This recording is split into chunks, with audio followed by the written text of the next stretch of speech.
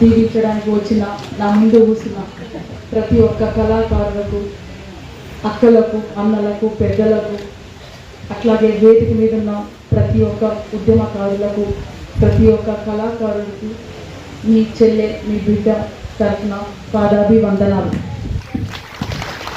ఈ వేదికను అందరినీ కలుపుకొని మరొకసారి మనకు అవకాశం వచ్చింది. మరొక్కసారి మన తెలంగాణని పునర్నిర్వహించుకోవడానికి మనకు ఒక అవకాశం వచ్చింది. మరొకసారి మనం ఉద్యమిద్దాం. మరొకసారి మనం అందరం తెలంగాణ కోసం, సాధన కోసం అందరం ఒక తాటికొచ్చి ఒక మాటతోని, ఒక పాటతోని తెలంగాణ ఎలా సాధించుకున్నామో మరొక్కసారి తెలంగాణ పునర్నిర్మాణానికి సాధించుకున్నామని పిలుపు మన శ్రీనివాసన్న ఇవ్వగానే మీరందరూ వచ్చినందుకు నేను వందనాలు తెలుపుకుంటున్నాను. అట్లాగే మీకు కూడా వందనాలు శ్రీనివాసన్న. ఎందుకంటే నేను గత 9 నెలలుగా అన్నని చూస్తున్నాను. అన్నతో పాటు పనిచేస్తున్న ప్రతి ఒక్క ఉద్యమకారుని చూస్తున్నాను.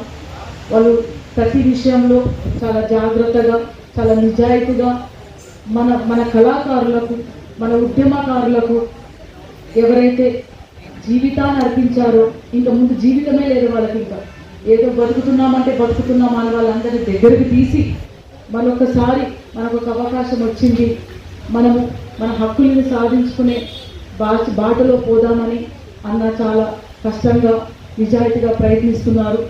దాంట్లో భాగంగానే నన్ను ముందు కూడా ఒకసారి ఉద్యమకారుల మీటింగ్ అయినప్పుడు వచ్చాను. ఇప్పుడు ఒక బాధ్యత తీసుకొని ఇక్కడికి వచ్చాను. ఆ బాధ్యత ఏంటంటే చైర్పర్సన్గా, తెలంగాణ సంస్కృతిగా సారథిగా వచ్చాను ఇక్కడికి. సో ముందుగా తెలంగాణ ప్రభుత్వానికి, రేవంత్ అన్న గారికి, భట్టి అన్న గారికి, తెలంగాణ ప్రభుత్వాన్ని, మంత్రివర్గ అందరికీ నేను మన ఉద్యమకారుల తరఫున, కళాకారుల తరఫున నేను కృతజ్ఞత తెలియజేసుకుంటున్నాను. ఎందుకు అంటే నేను చదువుకుంది వేరు. అంటే నేను గద్దరన్న బిడ్డగా, కళమ్మ తల్లి కడుపులో పుట్టిన బిడ్డగా, ఒక ఉద్యమకారుడి బిడ్డగా చిన్నప్పటి నుంచి నీలాగే నేను 2.5 ఏళ్ళు ఉన్నప్పుడే నాకు గోసి, గొంగడి, గజ్జలు కట్టి ఉమ్మడి తెలంగాణ అంతా దింపేశాను. సో ఉద్యమాల గురించి, ఉద్యమాల్లో భాగంగా ముంగట నిలబడి కొట్లాడకపోయినా వెనకాల కోరసించుకుంటూ ఉన్నాము, వెనకాల కట్టలు పట్టుకొని వస్తూ ఉన్నాము, వెనకాల జెండాలు పట్టుకొని వచ్చాము. చిన్నపిల్లలుగా పెద్దగా అయ్యేంత వారికి తెలంగాణ ఉద్యమంలో కూడా వెనకలనే ఉన్నాం. గద్దరన్న చనిపోయిన తర్వాతనే ముందుకు రావడం జరిగింది. నేను చదువుకుంది MBA, PhD ఉస్మాన్ యూనివర్సిటీ నుంచి. అట్లాగే నెట్ క్వాలిఫై అయిన హైయెస్ట్ ఎడ్యుకేషన్ అది. అట్లాగే post graduation school leadership management చేశాను. ఇక్కడ ఎలక్షన్స్లో పోటీ చేసి ఓడిపోయినాక కూడా నేను ఓడిపోలేదు, మన రాజ్యం గెలిచింది, రాజు గెలిచిందంటే గద్దరన్న ఆయన బిడ్డలో కొడుకులో గెలిపించుకోవాలనుకోలేదు. ఆయన్ని ప్రజల్ని గెలిపించుకోవాలనుకున్నాడు. ఆయన నిరంకుశిత పాలనని ఓడించాలనుకున్నాడు.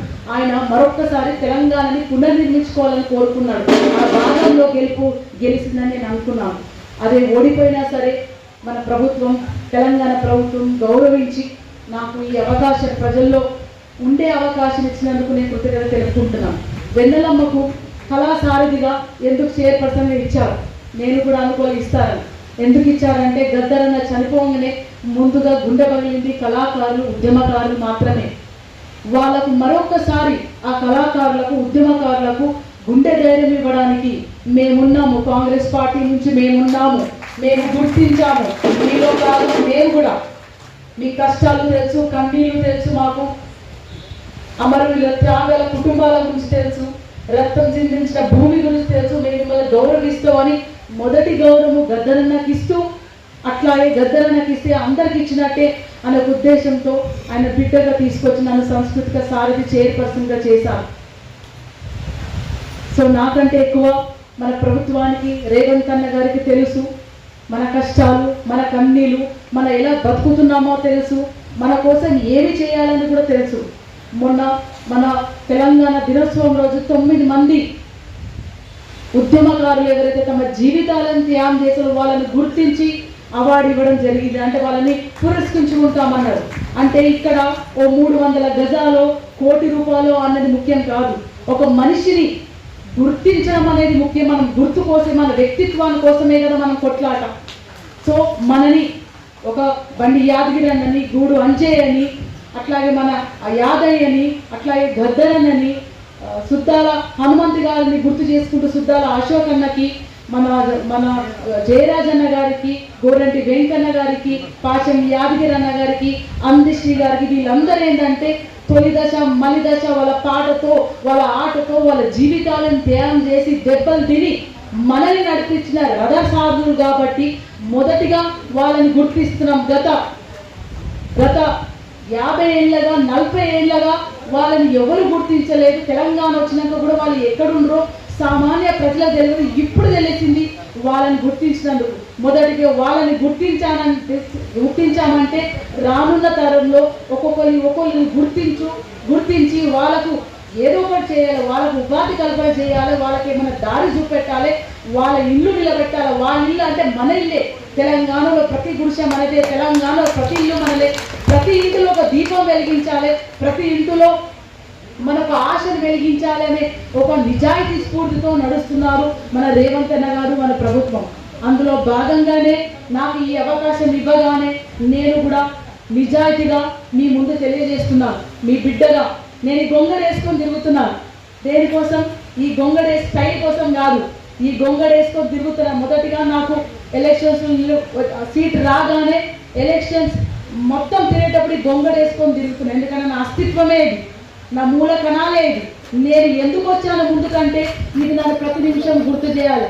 నా సొంత ఆశలు ఏమి లేవు, కోరికలు ఏమి లేవు, వెనకాల బిజినెస్ లేవు జమ చేసుకోవడానికి, బిజినెస్ పెంచుకోవడానికి.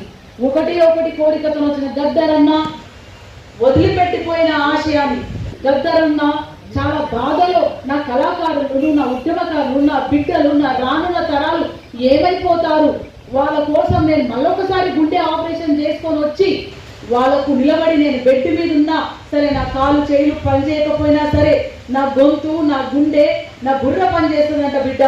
నేను ఇక్కడ నుంచి ఆ బెడ్ మీద నుంచి మరొక్కసారి తెలంగాణ నుంచి స్వాతంత్ర ఉద్యమాన్ని మొదలుపెట్టబోతా అన్నాడు.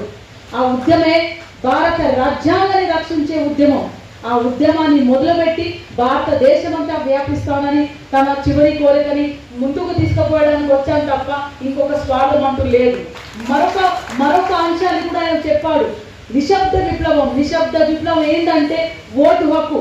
మన కష్టాలు తెలిసిన వారు, మన రెక్కల కష్టాలు తెలిసిన వారు, మన కన్నీళ్లు తెలిసిన వారు, మన రక్తపు చుక్క విలువ తెలిసిన వాళ్ళే ఆ పాలనలో ఆ కుర్చీలో కూర్చుంటే, మనం దూరం నుంచి వస్తుంటే అరే మన ఊరైనా వచ్చిండు జరగా తీసుకుని లేసి వచ్చి మనం దగ్గర తీసుకొని ఇంత మంచినీళ్ళు ఏనని చెప్తారు. ఆ విలువలు తెలిసిన వాళ్ళే పాలనలో ఉంటే తప్ప మన కష్టాలు, కన్నీళ్లు, మన ఆకలి కేకలు తీరు అనే చాలా గట్టి నమ్మకంతో నిశ్శబ్ద విప్లవాన్ని మొదలుపెట్టబోతా అన్నారు. సో ఖచ్చితంగా గద్దరన్న ఆశయమే నా ఆశయము. ఆ ఆశయాన్ని ముందుకు తీసుకుపోతున్న కాంగ్రెస్ పార్టీ అడుగులో అడుగే నేను మీతో కలిసి నడుస్తానని చెప్తున్నాను. అట్లాగే ఈ సాంస్కృతిక సారథిలో ఉద్యోగుల మాట వచ్చినప్పుడు వాళ్ళు మనలే, వీళ్ళు మనలే, వాళ్ళని తీయలేమని వాళ్ళతో పని చేయించుకుంటాం, వాళ్ళతో కలిసి పని చేద్దాం. అట్లాగే రానున్న తరుణంలో రేవంత్ అన్న గారు మేనిఫెస్టోలో రేవంత్ అన్న గారు చెప్పారట, అది నేను ఇంకా చూసుకోలేదు. ఖచ్చితంగా మన కళాకారులకు, ఉద్యమకారులకు చోటు కల్పిస్తానని చెప్పినందుకు ఒక్కొక్కటిగా తను చేసుకుంటూ పోతున్నారు. 10 ఏళ్ల చెత్తని దులుపుకుంటూ సదురుకుంటూ సగబెట్టుకోవడానికి టైం అవుతూ ఉన్నది. సో ఆ దాంట్లో భాగంలోనే ఎప్పుడైతే మనకు క్యాబినెట్ నుంచి ఉద్యోగ అవకాశాలు కళాశాల నుంచి ఇవ్వబడతాయని అనౌన్స్ అయితే తప్పకుండా ప్రతి ఒక్క కళాకారుడు, పేద కళాకారులను గుర్తించి ఎవరైతే తమ జీవితాలను తెలంగాణ కోసం త్యాగం చేసిన ఆ జీవిత కళాకారులను గుర్తించి వాళ్ళకు ఖచ్చితంగా న్యాయం చేస్తామని చెప్పాలి. ఇంకో చిన్న మాట చెప్పానంటే, ఊరికే రాలేదు వెన్నెల మైడికి గద్దరన్న బిడ్డ అని ఏమి ఇవ్వలేదు. గద్దరన్న బిడ్డ కూడా పరీక్షలు పాస్ అయ్యి ఈడదాకా వచ్చిన ఎవరైనా పరీక్ష పాస్ కావాల్సిందే. పరీక్ష పాస్ అయితేనే విలువ ఉంటుంది, పరీక్ష పాస్ అయితేనే ధైర్యం ఉంటుంది, పరీక్ష పాస్ అయితేనే ఏదన్నా ఎదిరించే శక్తి ఉంటుంది. సో ఖచ్చితంగా నేను మొన్న పరీక్ష పెట్టకుండా తీసుకున్నారన్నది, మనం పరీక్ష పెడతాము, మనం పర్సనల్ పోయి వాళ్ళ ఊర్లో చూస్తుంటాము, వాళ్ళని అడుగుతాము. అడిగిన తర్వాత ఒక న్యాయబద్ధమైన ప్రొసీజర్లో మనం ఎగ్జామ్స్ పెట్టి ఆ రిక్రూట్మెంట్ ప్రాసెస్ చేసి తీసుకుంటాం. దానికి నేను మొన్న కూడా మన కళాకారుల పాటల పల్లికలు అది చెప్పాను. ఇప్పుడు మనం ఆల్రెడీ మన దగ్గర అంతా లిస్ట్ ఉంటుంది. ఇప్పుడు అన్న శ్రీనివాస్ అన్న మీరు ఇప్పటి నుంచి ఒక లిస్ట్ ప్రిపేర్ చేయండి. దాంట్లో మొదటిగా స్త్రీలకు ఒక అవకాశం ఇవ్వండి. ఎందుకంటే నేను కూడా స్త్రీనే కాబట్టి నా కూడా కష్టాలు ఉన్నాయి. నేను కూడా ఇప్పుడు పొద్దుంతా మాట్లాడినా మళ్ళీ ఇంటికి ఏం చేయాలి, పోతే కాలేజీలు గడుపుకుంటా, ఇది అక్కడ పెడతా, అది ఇక్కడ పెడతా, వంట ఏం చేసి చూస్తా, అది తీసి ఫ్రిడ్జ్లో పెడతా, నేను ఎందుకు తింటా, పొద్దున్న లేచి కూరగాయలు రెడీ చేసుకోవాలి, అది రెడీ చేసుకోవాలి, పిల్లలు ట్యూషన్ అయిందా లేదా బుక్కులు చెక్ చేసుకోవాలి, ఇస్త్రీ బట్టలు రెడీ చేయలేవా. పొద్దున మీరు అందరూ అన్నలు అమ్మలు అందరూ కొంచెం 7 గంటలకు చేస్తే మేము 5 గంటలకే లేవాల్సి వస్తుంది. మీకంటే 1 గంట ఎక్కువ పని చేస్తాం కాబట్టి మొదటిగా మన అక్కలకు అమ్మలకు అవకాశం ఇవ్వాల్సిందిగా మిమ్మల్ని ఇప్పుడే కోరుతున్నాం. స్త్రీ శక్తి మించిందంటూ ఏం లేదు అనేది నేను కూడా నమ్ముతున్నాను. అట్లా అని మీరు తక్కువ చేసింది కాదు. స్త్రీ పురుషులు కలిస్తేనే ఏదైనా సాధిస్తాం, అదే జీవితం. సో అట్లాగే ఎవరైతే తమ జీవితాన్ని అంకితం చేశారో వాళ్ళని కూడా కన్సిడర్ చేస్తాం. దీంట్లో ఏజ్ ఫ్యాక్టర్ కూడా ఉంది. ఏజ్ ఫ్యాక్టర్లో పెద్దవాళ్ళని తీసుకొని మనం పల్లె తిప్పడం చాలా కష్టం అవుతుంది కాబట్టి వాళ్ళని ఎక్కడ ప్లేస్ చేద్దాం అనేది కూడా మనం ఆలోచిద్దాం. వాళ్ళని ప్లేస్ చేయకపోతే ఇంకా ఉద్యమ కళాకారుల నుంచి మనం ఇంకేదైనా ప్రతిపాదన అంటే జీవన ఉపాధి, ఒక చిన్న దుకాణం పెట్టుకుంటాం, ఒక చిన్న కొట్టు పెట్టుకుంటాం, ఒక చిన్న ఛాయ్ దుకాణం పెట్టుకుంటాం అనేది ఇంకేమన్నా మనం చేయగలుగుతామో అది మీరు ఒక ప్రణాళికబద్ధంగా ఒక ప్రాజెక్ట్ రూపంలో తయారు చేస్తే దాన్ని మీతో పాటు నేను కూడా మన సారథి తరఫున మీ చెల్లె తరఫున మన ప్రభుత్వాన్ని విన్నపించుకుందాము. ఆయనకు అన్ని ఎక్స్ప్లెయిన్ చేస్తూ చిన్నగా ఒక్కొక్కటి కూడా మనం చేసుకుంటూ పోదామని మీ అందరికీ తెలియజేస్తున్నాను.